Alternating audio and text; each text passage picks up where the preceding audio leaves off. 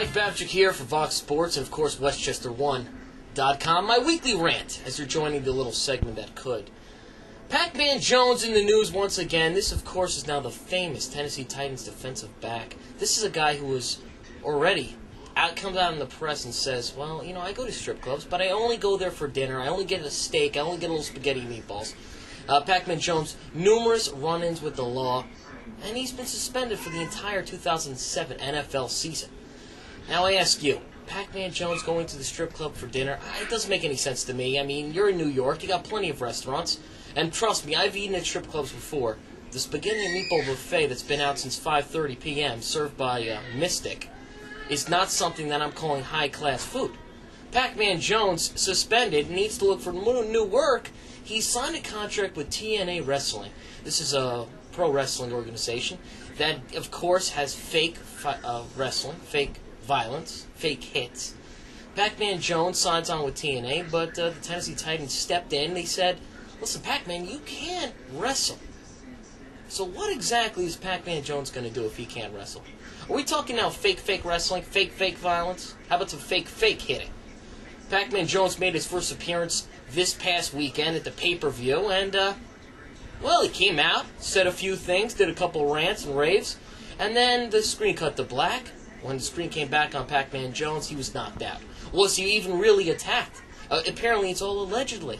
I don't know how far fake wrestling is going to go for Pac-Man Jones, but I give him credit.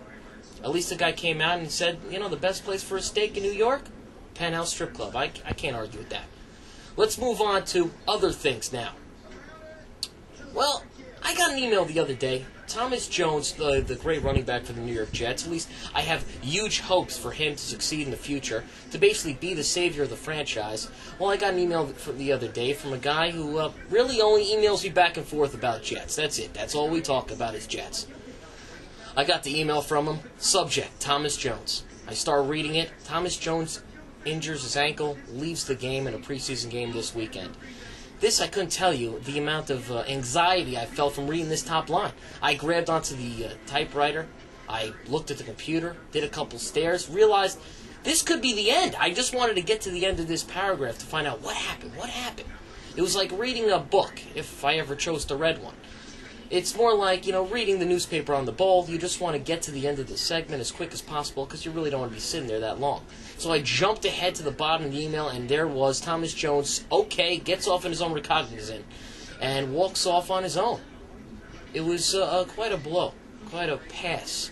But I'll tell you what, next time my buddy, this Jet fan, writes me another email, put it in the subject line. I don't have time to read the fine print. Thomas Jones, it looks like, is safe, though, for now. Tiger Woods, he's obviously the greatest golfer of all time. He'll continue to be the greatest golfer of all time, even if he ended his career right now. Probably a lot of people would say he's the greatest. But I wonder, Tiger Woods keeps winning these tournaments. How come you don't see Tiger Woods get the hate? How come the New York Yankees, everyone hates them, the most successful team in sports? Everyone wants to hate other winning organizations like Notre Dame that win year after year. Tiger Woods seems to get a pass. Why Tiger Woods is the exception, I'm not really sure. Maybe because at one point he did struggle. Maybe because, you know, he had that winning streak at the beginning, didn't come out at the end. Tiger Woods, once again, though, comes through, wins another big tournament, and it's just amazing. People want to see Tiger Woods win, and why not? When you have yourself a fine piece of, you know, wife, as Tiger Woods does. Maybe that's what it is. Maybe it's a whole picture with Tiger Woods. But again, another fantastic tournament for him as he moves on and continues to get on that Jack Nicholson path, which makes me wonder, when he finally does break this big-time record, the 18 majors, is Jack Nicholson going to get on that Videotron like Hank Aaron did with Barry Bonds? Maybe Jack should begin to record that now, just in case he passes away before the time. We'll put him up on the big Tron and follow him around. It'll be interesting to see if there's any video message from Jack saying what a great achievement it is. Tiger Woods continues to rule the world. Rick Ankiel is clearly now the natural. This is a guy who came up a couple years ago with the St. Louis Cardinals, was a phenom, was a left-handed pitching prospect. He basically shut out everybody he threw to, and then one day hit rock bottom. One day he was throwing the ball to the stands. One day he was doing the wild thing. Could not get his command, could not get his rhythm. And basically went away, went to the minors. Rick Ankiel is now back, and I don't know if he brought the famous Roy Hobbs bat or if he's just having a lot of Paul Newman's dressing.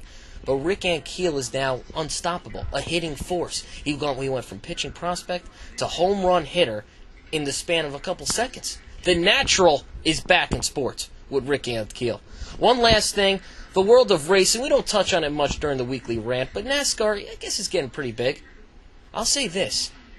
I think it's a tough sport. I know they're risking their lives. I know they're getting into accidents left and right. But how is it that when two men come out of a car and have road rage, they don't take their helmets off? That ain't fighting.